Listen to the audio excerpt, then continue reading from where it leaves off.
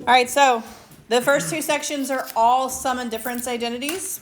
All right, and so you just have to look at what trig function you're talking about and use that particular identity. So for this one, sine of 165 is not on the unit circle, and so I can break it up into two. Whatever, or you can add, subtract, however you can get to those using your common angles on unit circle. So you could say like sine of 120 plus 45. Something like that. Those are both on the unit circle, and you could do those. And so then you're going to look at your sum and difference for this particular one. For sine is sine cosine plus cosine sine. So I'm going to say sine of 120 cosine of 45 plus cosine of 120 sine of 45. All right. And then I'm just going to fill it in. The sine of 120, that's the sine of a 60 degree in the second quadrant. All right, so that's what we'll just go with square root of 3 over 2, right? And then cosine of 45, those are easy. That's square root of 2 over 2. Cosine of a 120. Cosine in the second quadrant is positive or negative? Negative. And so this is going to be negative 1/2, right? And then sine of a 45 is square root of 2 over 2. And then just simplify it.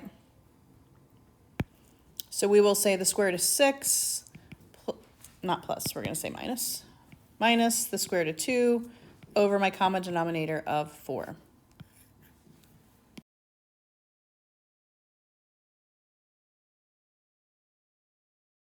Here.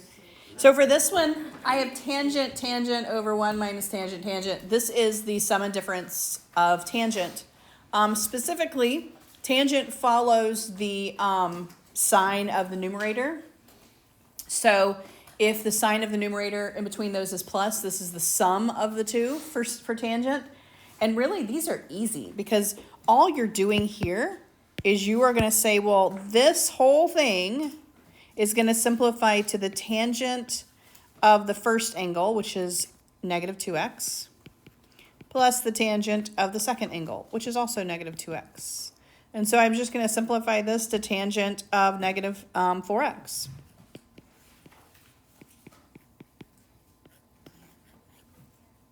All right, so several people have asked me about this one, so I'm going to do this one really quickly. Tangent of 30 plus 45 is probably how I'd go there. All right, so we're going to say the tangent of 30 plus the tangent of 45 over 1 minus the tangent of 30 tangent of 45. All right? Or you could say 45 plus 30. It doesn't matter. All right? It's addition. So for this one, I'm going to, tangent of 30 is going to be square root of 3 over 3. All right? Tangent of 45 is 1. And then same thing here. You get square root of 3 over 3. And I think most people that are coming to me have it written like this, but it doesn't matter either way because the top is addition, all right? You're going to get a common denominator on the numerator. So this is 3 over 3. That's what 1 is, right? So you end up with 3 plus the square root of 3 over 3 in the numerator, and 3 minus the square root of 3 over 3 in the denominator. All right, anytime you have a fraction like this and the denominators are the same, when you keep change flip, your denominators cancel. So you end up with 3 plus the square root of 3 over 3 minus the square root of 3. And here you want to multiply by your conjugate to get that radical out of the denominator. So this is what we did like at the beginning of the year when we dealt with radicals. Multiply by the conjugate. Foil the top, so I get 9 plus 3 square root of 3 plus 3 square root of 3 plus 3. Denominator, I get the square of the first, 9 minus the square of the second. The square of a square root is just the root. And then I'm just simplifying at this point. So I add the 9 and the 3 to get the 12. I add 3 square root of 3 and 3 square root of 3 to get 6 square root of 3. 9 minus 3 on the bottom is 6. And then I can simplify all pieces. As long as the 6 comes out of everything, you can simplify. So 12 divided by 6 is 2. 6 divided by 6 is 1. And 1. So you get 2 plus the square root of 3.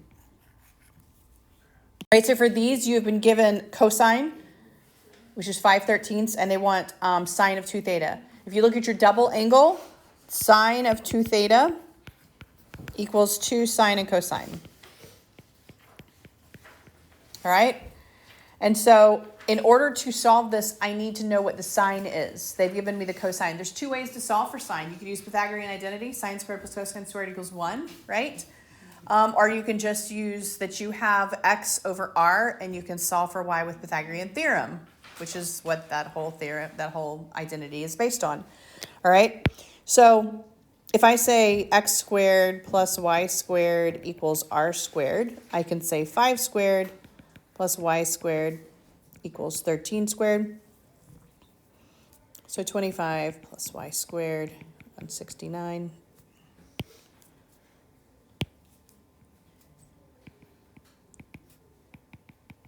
Y equals 12. All right, I'm in the first quadrant, so my sine is positive.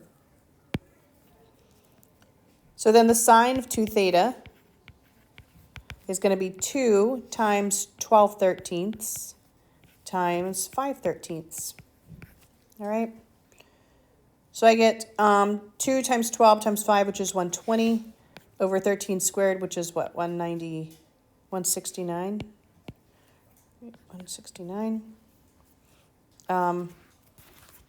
And I'm in the first quadrant at this point. So, and even if it bumped me to the second quadrant, sine would still be positive, by the way. So for this one, 67.5, when they ask you to find the cosine of 67.5, and we're talking about exact figures, not like plug it into your calculator, then this tells you you're probably in a half angle situation, because that's just a weird angle to ask for. And so if you double this particular one, you're going to get 135, which is an angle that's on your unit circle. And so you're going to use your half angle, meaning I want to find the cosine of 67.5, or I can write that 135 divided by 2. That is 67.5, right?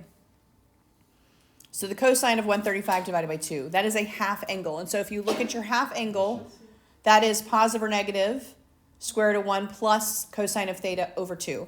So that's going to equal positive or negative square root of 1 plus the cosine of 135 over 2. All right? Make sense?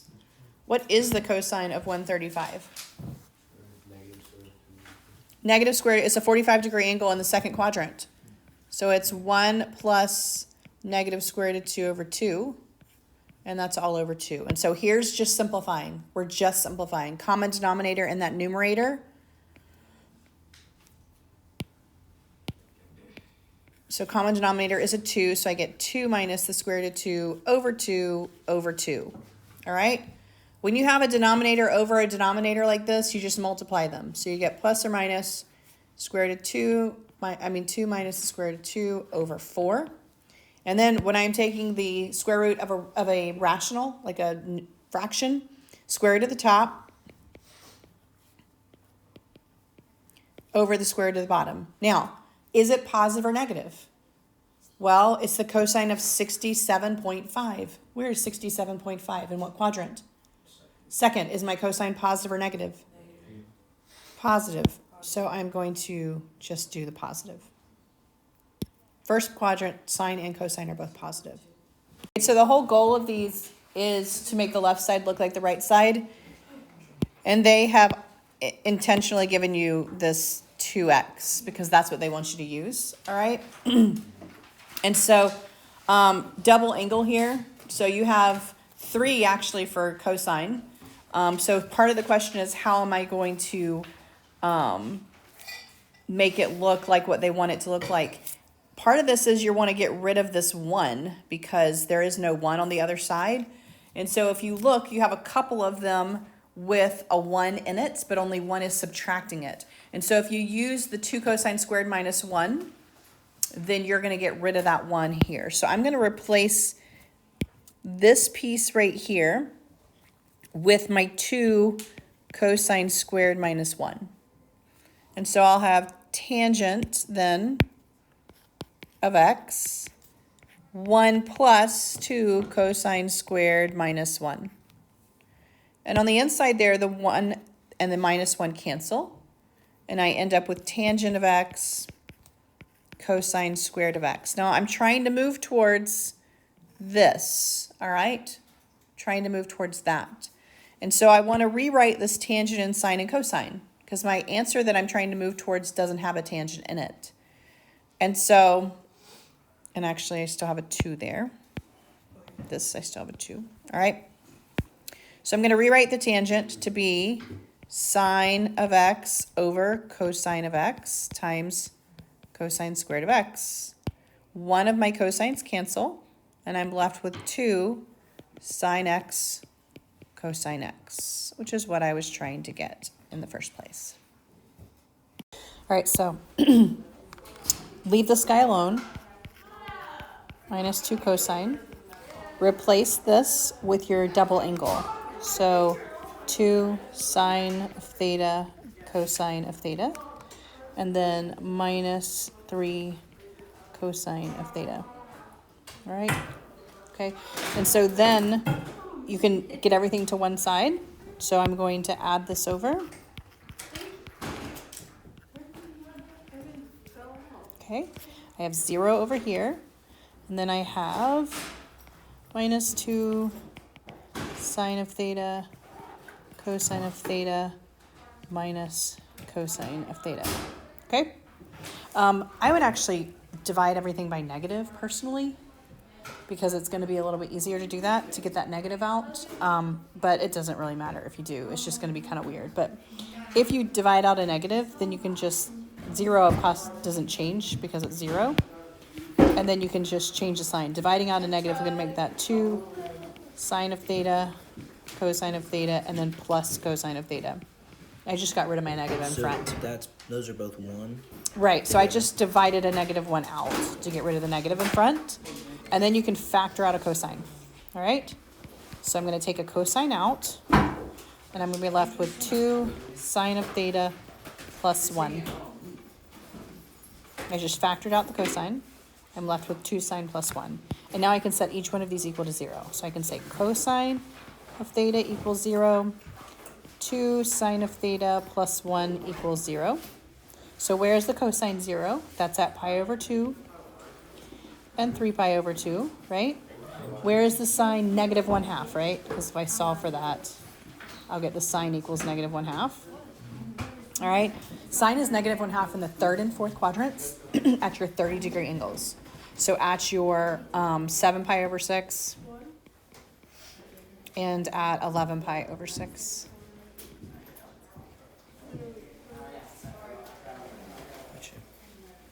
The first thing you want to look at is you want to say which one. You can look at it right here. That's fine.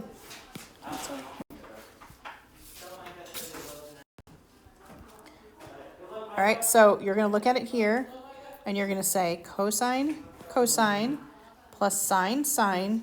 I recognize that to be the cosine of A minus B.